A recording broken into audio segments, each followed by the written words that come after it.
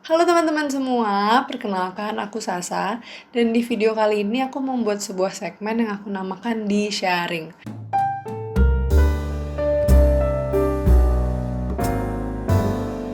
Beneran. Kali ini aku mau ngajak teman-teman berdiskusi tentang salah satu fenomena yang sebenarnya tidak asing dan dekat dengan kita, tapi orang-orang kebanyakan nggak tahu namanya apa. Mungkin ada yang udah tahu, tapi kalau aku sendiri baru tahu ini beberapa hari yang lalu gitu.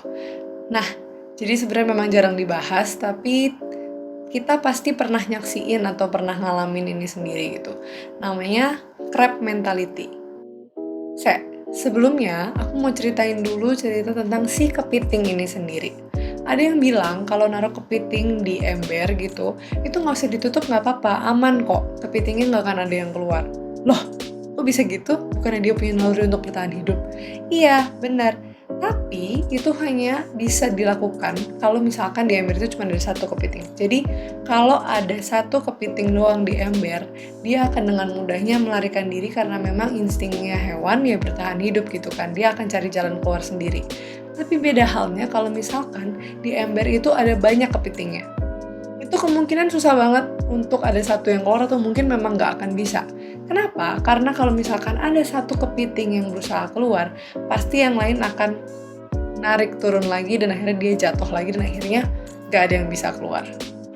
Lalu, apa hubungannya sama crab mentality? Emangnya kepiting ini punya mental state yang bagus gitu kayak manusia, jadi dia bisa secara sadar jatuhin temennya yang lagi berusaha naik ke ember? Enggak, kalau yang dari aku baca-baca sih tidak. Jadi, ini hanya pure insting dari kepiting-kepiting itu semua yang ada dalam ember, bahwa mereka harus keluar dari ember itu. Dan karena nggak ada lagi yang bisa dijadiin pegangan di ember itu, ya akhirnya dia asal gini ya pasti kena temennya kan yang lagi berusaha naik gitu. Jadi ya akhirnya nggak ada yang bisa naik. Itu kalau pure dari sisi kepitingnya.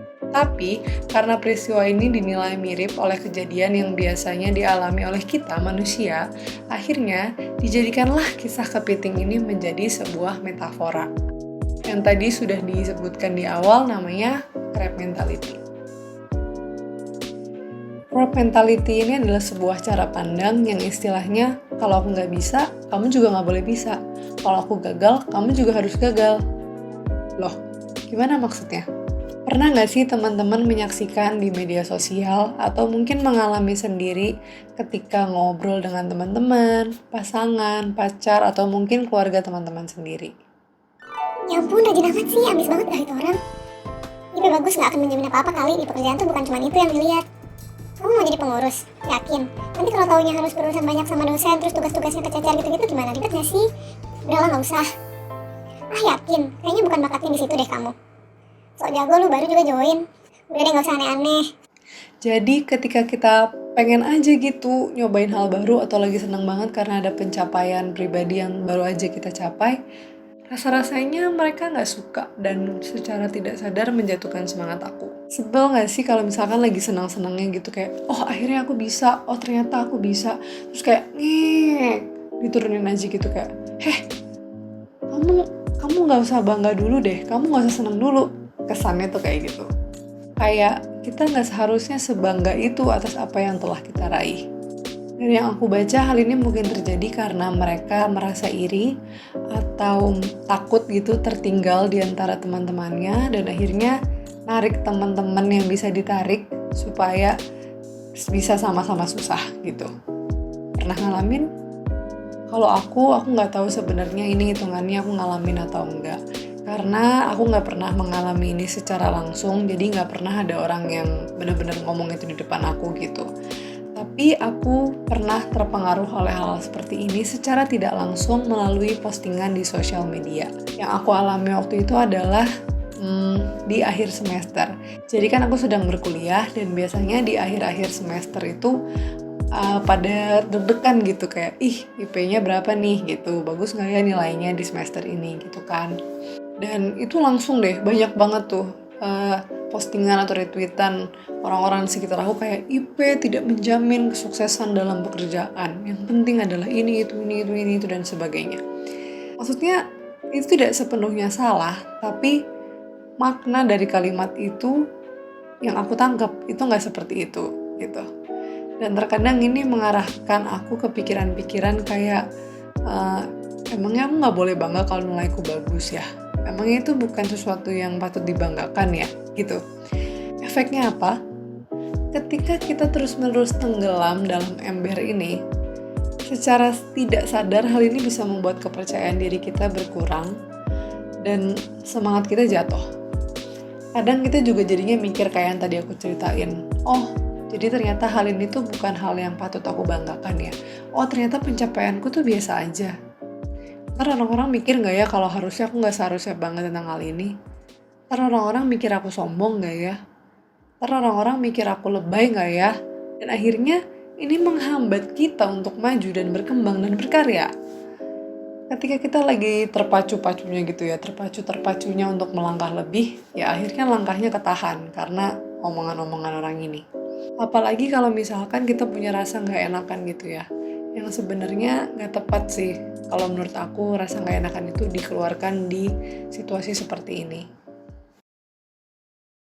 Nah, teman-teman, aku mau ngingetin bahwa bangga dengan diri kita sendiri tuh nggak apa-apa loh, nggak apa-apa banget. Itu bentuk kita mengapresiasi usaha yang telah kita perjuangkan selama ini. Loh, gak gampang loh. Banyak loh tantangannya, banyak loh yang dikorbankan, waktu, tenaga, semuanya. Banyak yang kita lakukan dan kita berikan dengan maksimal supaya kita bisa mencapai itu. Lalu apa salahnya kita mengapresiasi diri kita sendiri? Hanya karena orang lain tidak merasa itu patut dibanggakan, bukan berarti hal tersebut tidak membanggakan. Setiap orang punya makna keberhasilannya sendiri-sendiri kan? Jangan mau terpengaruh. Karena sudah selayaknya kita punya kebebasan untuk menjadikan diri kita lebih baik tanpa memiliki kewajiban untuk menyamakan posisi kita dengan orang lain. Ya tentunya bukan jadinya over proud gitu ya, cuman ketika ada, seneng deh aku bisa mencapai ini, aku bisa loh ternyata, itu gak apa-apa banget, malah itu dibutuhkan. Tapi ini gak sama kayak dinasehatin gitu ya teman-teman. Kadang kan kita suka ada yang bilang kayak, coba deh kamu pikirkan dulu, kira-kira ini yang terbaik gak buat kamu. Itu gak apa-apa banget, bahkan itu bisa jadi pengingat buat kita dan memang kita butuh. Tapi yang aku omongin di sini adalah kalimat-kalimat yang mungkin serupa, mirip gitu. Kesannya tuh mendukung, tapi sebenarnya ada embel-embel lain di balik itu. Kadang kan kita punya perasaan gitu ya, kita punya feeling kayak ini kayaknya nggak tulus deh, kayaknya ada maksud lain deh. Bukan berprasangka buruk loh ya. Kalau aku lebih suka menganggap hal ini sebagai bentuk kewaspadaan. Oke teman-teman, jadi seperti itu deh sekilas tentang trap mentality yang terkadang menjadi tantangan kita ketika kita mau berkembang. Nah, untuk menutup video ini sekaligus mengingatkan teman-teman, aku mau menyampaikan sebuah pesan singkat. Seperti ini.